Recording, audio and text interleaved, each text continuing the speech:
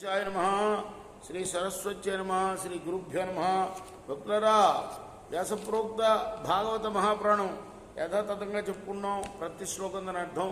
ఇందులో భాగంగా నిన్నటి వరకు మనం 8 స్కందాలు పూర్తి చేశాం.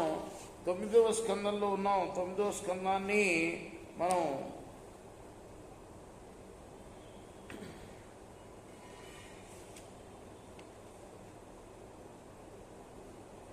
పది భాగాలుగా చెప్పుకున్నాం. ఈ రోజున 11వ భాగం చెప్పుకుందాం. చెప్పుకునే ముందు వ్యాస మనిషిని ప్రార్థన చేసుకుందాం. వ్యాసాయ విష్ణు రూపాయ వ్యాస రూపాయ విష్ణవే నమో వై బ్రహ్మణజయే వాసిష్ఠాయ నమో నమః. ఆంజనేయం మహావీరం బ్రహ్మ విష్ణు శివాత్మకం తరుణార్క ప్రభంశాంతం ఆంజనేయం నమామ్యహం. సదా నింబవృక్షస్య మూలాధివాస సుధాశ్రావిణం తిక్తమప్యప్రియంతం తరుం కల్పవృక్షాదికం సాధయంతం నమామీశ్వరం సద్గురుం సాయినాథం. మద్దద్గురు సాయినాథ మహారాజ్ की जय. పశోర్నిపతితా దంతాయ స్వేచ్ఛాః స్వబ్రవీత్ యదావశో పునర్దంతా జాయంతేధ పశుః శుచిః. కొంతకాలం అయింది. మళ్ళీ వరుణుడు వచ్చాడు. నాయన పాల పండ్లు రాలిపోయి మంచి పండ్లు వచ్చినాయి కదా, ఇప్పుడైనా యజ్ఞం చేసి నీ పుత్రుణ్ణి నాకు సమర్పించు అన్నాడు. అప్పుడు హరిశ్చంద్రుడు మళ్ళా అన్నాడు,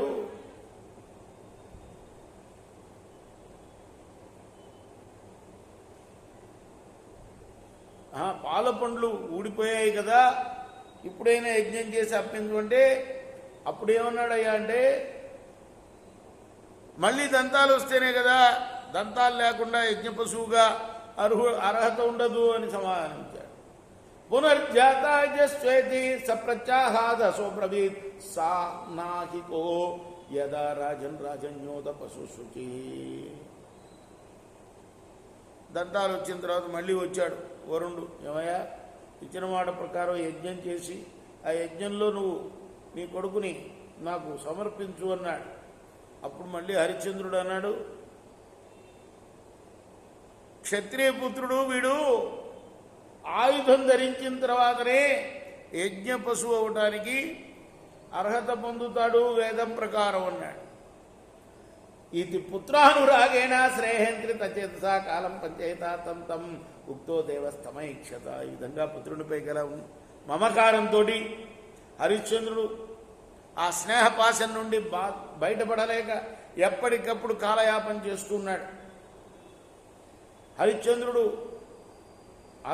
యొక్క మాటలను కాదనలేక వరుణుడు అతని చెప్పిన సమయం కోసం నిరీక్షిస్తూ వచ్చాడు. రోహిస్తదభిజ్ఞాయ పితు కర్మ చికీర్షితం ప్రాణప్రేప్సోర్ధనుష్పాణిర్ అరణ్యం ప్రత్యపద్యత. రోహితుడు పెద్దవాడయ్యాడు. తండ్రి తను చేయవలసిన కార్యాన్ని తెలుసుకొని తన ప్రాణాలని దక్కించుకోవటం కోసం, అంటే కొడుకుకి తెలిసింది ఇదంతా విషయం, తన ప్రాణాలని రక్షించుకోవడం కోసం ఆయన ధనుర్బాణాలని చేబూడి అడవికి వెళ్ళాడు.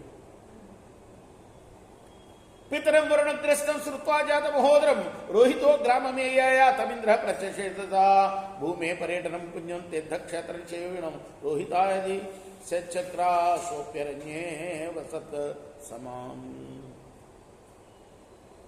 పలుమారులు తనను వంచిన హరిశ్చంద్రుడి పైన వరుణుడికి బాగా కోపం వచ్చింది. ఫలితంగా హరిశ్చంద్రుడు మహోదర వ్యాధికి లోనయ్యాడు. ఇలా తండ్రి వ్యాధిగ్రస్తుడైన విషయం తెలియగానే రోహితుడు తన నగరానికి తిరిగి రావడానికి సిద్ధమయ్యాడు. అప్పుడు ఇంద్రుడు నగరానికి వెళ్ళవద్దు అని అతన్ని నివారిస్తూ అన్నాడు, రోహిత, నువ్వు యజ్ఞ పశువై మృతి చెందడం కన్నా దివ్యమైన తీర్థాలని క్షేత్రాలని సేవిస్తూ భూమండలంలో సంచరించడం మేలు, అది ఎంతో పవిత్ర కార్యం అని చెప్పగా రోహితుడు అతని ఆదేశం ప్రకారం 1 సంవత్సరం పాటు అరణ్యంలోనే నివసించాడు. ఏవం ద్వితీయే తృతీయే చతుర్థే పంచమే తథా ఇలా 5 సంవత్సరాలు గడిచిపోయినాయి. అభ్యేచ్ఛస్తవిరో విప్రో భూత్వాహ వృత్రః.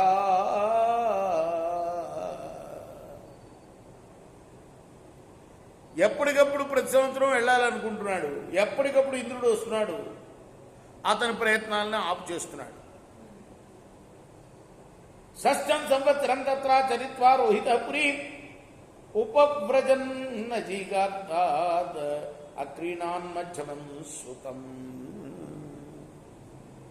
సునస్సేఫం పశుం పిత్రే ప్రదాయ సమవందత తతః పురుషమేధేన హరిశ్చంద్రో మహాయత ముక్తోదరో యజద్దేవాన్ వరుణాదీన్ మహాత్కథః విశ్వామిత్రో భవత్తస్మిన్ హోతో చాధ్వర్యురాత్మవాన్. జమదగ్నిరబ్రూద్ బ్రహ్మ వశిష్ఠో యాస్య సామగః తస్మై తుష్టో తదావింద్ర శతకంభమయం రథం.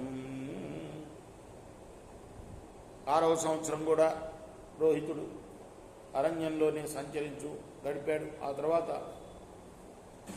అజీగర్తుడు అనే నిరుపేద బ్రాహ్మణుడికి ధనమిచ్చి అతని మధ్య కుమారుడైన సునస్సేపుని క్రయంగా తీసుకుని తన నగరానికి చేరాడు. ఆ తర్వాత అతను ఆ విప్రసృతుని తన తండ్రి అయిన హరిశ్చంద్రుడికి అర్పించి ఆయనకు నమస్కరించాడు. అప్పుడు మహాయశస్వి అయిన హరిశ్చంద్రుడు పురుషమేధం ద్వారా వరుణాది దేవతలను ఆరాధించాడు. వాసికాంచిన హరిశ్చంద్రుడు ఆ దేవతల అనుగ్రహంతో తీవ్రమైన తన ఉదర వ్యాధి నుండి బయటపడ్డాడు. ఆ యజ్ఞంలో హోతగా విశ్వామిత్రుడు,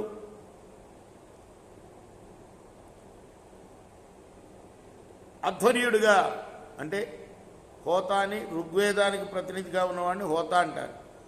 అలానే మరి యజుర్వేదానికి ప్రతినిధిగా ఉన్నవాడిని అధ్వర్యుడు అంటారు. అధ్వర్యుడిగా ఎవరయ్యా అంటే విశ్వామిత్రుడు. ఋగ్వేదానికి ప్రతినిధిగా విశ్వామిత్రుడు, జమదగ్నేమో యజుర్వేద ప్రతినిధిగా, అలానే ఉద్గాత అంటారు సామవేద ప్రతినిధిని, అయాస్య మహర్షి, తర్వాత ఈ విధంగా 3 వేదాలకు 3 ప్రతినిధులుగా వశిష్ఠుడేమో యజ్ఞాన్ని నిర్వహింపచేశాడు. అలా యజ్ఞం చేసిన హరిశ్చంద్రుని పట్ల ఇంద్రుడు ప్రసన్నుడై ఆయనకి బంగారు రథాన్ని అనుగ్రహించాడు. సునస్సేఫస్య మహాత్మ్యం ఉపరిష్టాత్ ప్రచక్షతే సత్యసారాన్ ధృతిం దృష్ట్వా సభాజ్యస్య చ భూపతే. విశ్వామిత్రో భృశం ప్రీతో దదావ విహితాంగతిం మనః పృథివ్యాంతాం తామద్భిద్ తేజసా పోనినయేన తత్ ఖేవాయుం ధారయన్ సస్య భూతతో తం మహాత్మని తస్మిన్ ధ్యానకరాన్ ధ్యాత్వా తయా జ్ఞానం వినిధిహాం. సునస్సేవుని మహత్యం గురించి మున్ముందు వివరింపబడుతుంది. సాధ్వీమణి అయిన భార్యతో కూడి హరిశ్చంద్రుడు యజ్ఞాన్ని ఆచరించాడు. హరిశ్చంద్రుడు సత్యనిష్ఠకు విశ్వామిత్రుడు పరితృప్తుడై ఆయనకి శాశ్వతమైన ఆత్మజ్ఞానాన్ని కూడా ప్రసాదించాడు. మహాత్ముడైన విశ్వామిత్రుని జ్ఞానోపదేశం అనుసరించి హరిశ్చంద్రుడు తన మనస్సును పృథ్వీయందు, పృథ్వీని జలమందు, జలమును తేజస్సునందు, తేజస్సును వాయువునందు, వాయువును ఆకాశమునందు స్థిరం చేసి ఆకాశాన్ని అహంకారంలో లీనం చేశాడు. ఆ తర్వాత అహంకారాన్ని మహత్తత్వంలో లీనం చేసి దానిందు జ్ఞాన కళను ధ్యానించి ఆ జ్ఞానాంశం చేత ఆత్మను ఆవరించిన అజ్ఞానాన్ని భస్మం చేశాడు. హిత్వా తాం స్వేన భావేన నిర్వాణ సుఖ సంవిధ అనిర్దేశ్య ప్రతర్కేన తస్వ విధ్వస్త బంధన. ఆ తర్వాత అతడు నిర్వాణ సుఖానుభూతి ద్వారా ఆ జ్ఞాన కళను కూడా వదిలేసి సమస్త బంధాల నుండి విముక్తులై స్వస్వరూపునందు స్థితులయ్యాడు.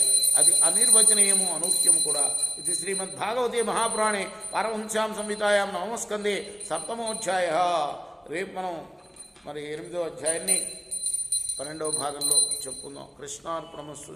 శ్రీ సచ్చిదానంద సద్గురు సాయినాథ మహారాజ్ की जय. जय गोरा हारती गो सद्गुरुनाथ देव साईनाथ. पांचभूति तत्वंगाने हारतुम निर्गुणम स्थिते वेडी एट्ली आकारम वंदितो साईराम सर्वं निजनहरि.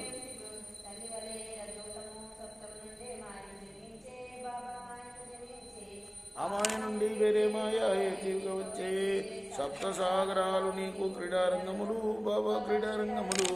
నీలీలాతన విస్తారణకే విశ్వం సృష్ట్యాయే బ్రహ్మాండముల రచనం మాకు